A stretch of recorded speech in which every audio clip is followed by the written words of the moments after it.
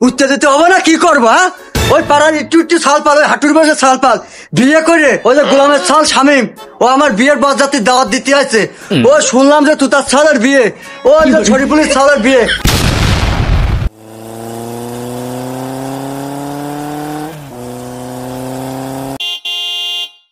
Sir আছে রে তাঁতি সেটি। স্যার আসসালামু আলাইকুম। ওয়ালাইকুম আসসালাম।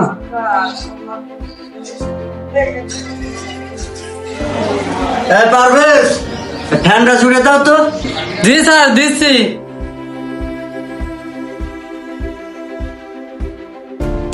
স্যার একটা কথা বলার দরকার ছিল, যদি অনুমতি দিতেন তাহলে বলতাম।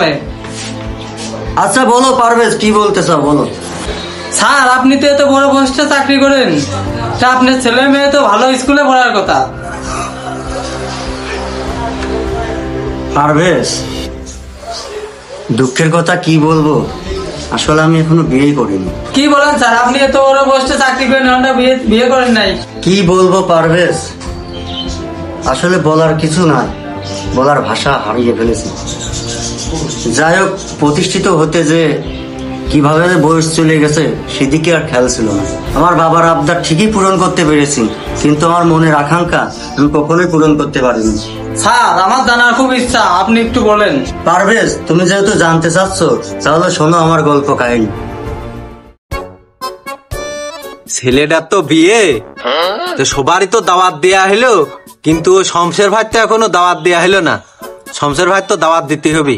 এই শামিম, শামিম কই রে? আব্বা মনে আছে ডাকতেছে। আব্বা আসতেছি। আব্বা কি হয়েছে? আরে মনি, তোর বিয়ের দাওয়াত তো সবারই দেয়া হয়ে গেছে, তো ওই যে শমশেরের তো দাওয়াত দেয়া হয়নি, তো তুই যায় শমশেরের দাওয়াত দিয়ে আয়, আর শমশেরের না পালি শমশেরের সওয়াল আসমতে তুই দাওয়াত দিয়ে আয়। আব্বা আমি আজ যাচ্ছি না, তুমি গেলেই তো ভালো হয়, তুমি যাই দাওয়াতটা দিয়ে আসে না। এমনি আকাশের অবস্থা ভালো না, মেঘ মেঘ করতেছে, যে কোনো মুহূর্তে বৃষ্টি আসতে পারে। এখন দেখ হাতে অনেক কাজ, তুই যা, তুই যাই দাওয়াতটা দিয়ে আয়। আচ্ছা আব্বা, তাহলে তুমি কাজ করো, আমি যাই দাওয়াতটা দিয়ে আসতেছি। শমশের চাচার বাড়ির কাছে তো চলেই এলাম, যে আসমত ভাই মনে আছে দেখা যাচ্ছে, তাহলে তোর বাড়ির পাশ যাওয়া লাগতেছে না, আসমত ভাইয়ের কাছে যাই কই আসি। ওই আসমত ভাই, এদিকে ট্রাই করে এসো তো, কোথা আছে? কি রে শামীম ডাকতেছে না? এ কি হয়েছে, দাঁড়া আমি আসতেছি। এ শামীম, কি হয়েছে মনি, ক। ভাই ওই শুক্রবারে তো আমার বিয়ে, তা আব্বা যে কাজের চাপের জন্য আসতে পারলো না দাওয়াত দিতে, সেজন্য আমি আসলাম। তো শুক্রবারের দিন ওই সকাল 11টার ভিতর চলে যাবেন, যাওয়া লাগবে না আপনারে। কি করলি মনি, তোর বিয়ে? কি হলো রে আসমত ভাই, কি হলো? কি হলো ভাই, কি হলো? কি হয়েছে ভাই, পড়িয়ে গেলেন কে? আমার ধর ধর মনি ধর।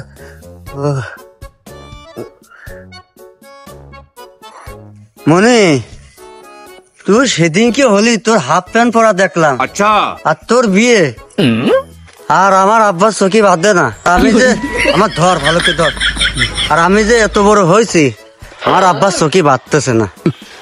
আমার হাঁটুর বয়সে ছাল পাল সব বিয়ে হয়ে যাচ্ছে। আচ্ছা, বিয়ে করে সব ছাল পালের বাপ হয়ে গেছে, আর আমি এত বড় হয়েছি, আমার বাপের এখনো হুঁশবাল উঠলো না যে ছালটার বিয়ে দিতে হবে। আর তুই সেদিনকে ছাল তোর বিয়ে শুক্রবারে, এই দিনও আমার দেখতে হবি, তোর বিয়ের বরযাত্রী যাত্রী হবি। আসমত ভাই, তোমার বিয়ের বরযাত্রীতে তো আর আমরা যাতে পারলাম না, আমার বিয়ের বরযাত্রীতেই তুমি যাই। আসমত ভাই তুমি থাকো, আমার আবার ওই পাড়ায় যে মেলারিক দাওয়াত করতে হবে, চলে গেলাম আমি। তাহলে যা, কি আর করার, আমি তোর বিয়ের বরযাত্রীতে যাবো না, আর তুই চলে যা, আর আমি বাড়ি যাই, বাড়ি যেয়ে বাপের সাথে আজকে একটা ফয়সালা মারবো। যা তুই যা। শালার গোলাম চাচা সেদিনকে সওয়াল, ওর বিয়ে, আর সেই বিয়েতে আমার বরযাত্রী যাতে হবে। আজকে আমি বাড়ি যাব, বাড়ি যাই আজকে বাপের সাথে আজকে একটা হেস্ত হেস্ত করবো, কাজ পড়িয়ে থাক, বাড়ি যাই।